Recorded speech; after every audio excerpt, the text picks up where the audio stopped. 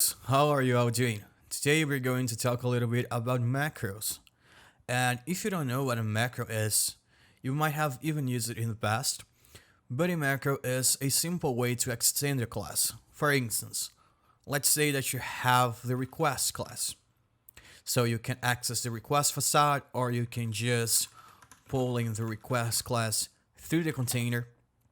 And a macro allows you to add methods to a certain class without actually extending the class.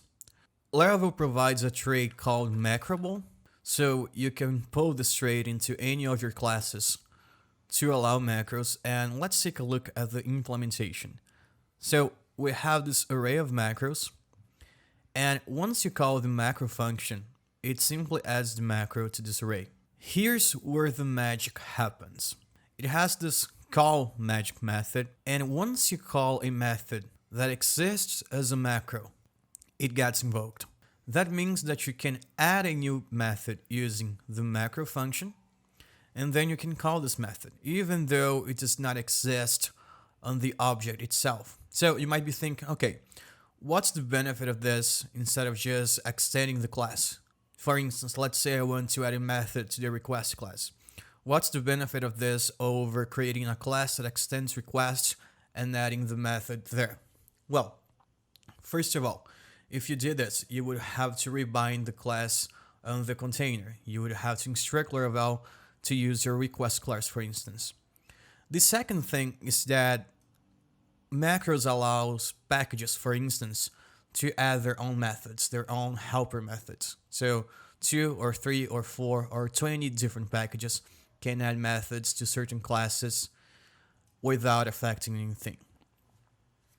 Another class that uses macros is Carbon. So if we go to Carbon, we have to go down the rabbit hole a little bit, but you can see that the Carbon has this macro trait. It's very similar to Laravel's, and it also allows macros.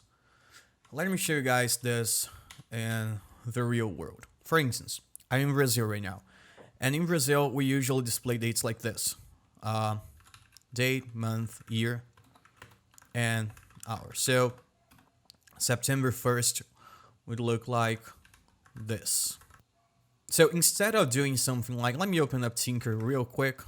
So what? Okay, after technical difficulties, we are back. So what I would usually do is say, let's say a date, let's say now, let's say helper. Let me write this fully for you, Carbon now.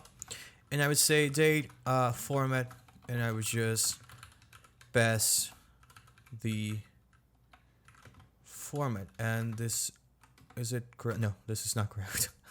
It's like this. I don't know how to, okay, this is the one. Yeah, I would do this.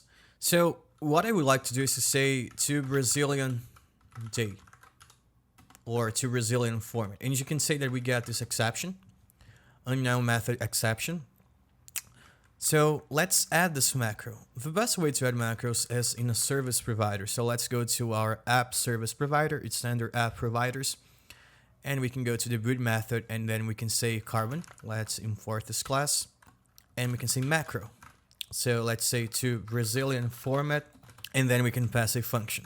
Now, this closure is bound to the object. That means that we can use this inside the closure. So let's say we want to return this format like this. Let's try this now. I'm going to open Tinker again. Let's create the date. And now let's say to Brazilian format. And you can see that we got the Brazilian format. So this is very, very useful. Let me show you guys another example. So let's say that you have a standard response, a standard JSON response. Let me get rid of this. And let's say you usually return this structure. So JSON success true. I know this doesn't make much sense if you're already returning a 200 HTTP status code, but this is really common in many websites and a message. Okay, something like this.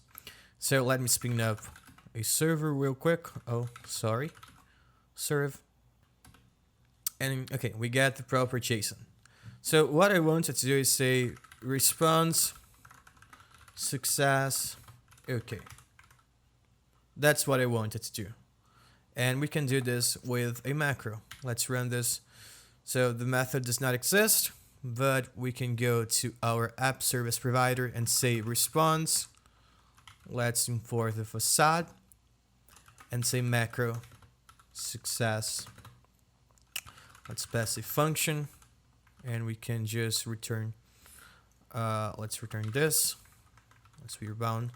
And we expect a message. So we can pass an argument to the closure as we are passing right here, and let's try it. And it works. So those are macros for you guys. This is just some basic use cases. Macros are really useful when you're doing this sort of operation very often. So in my case, for instance, when developing applications in Portuguese, I do this all the time. So it's good to have this encapsulated inside a method. And for response as well, there's a list with all of the Laravel classes that support macros. Response is one of them. Request is another one of them. String is one of them. So if you go to, I think it's stringable, it has a macro. Many classes have the ability to support macros, and I'm going to leave a link on the description.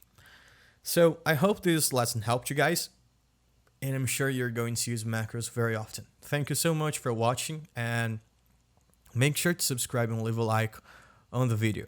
Talk to you all later. Bye bye.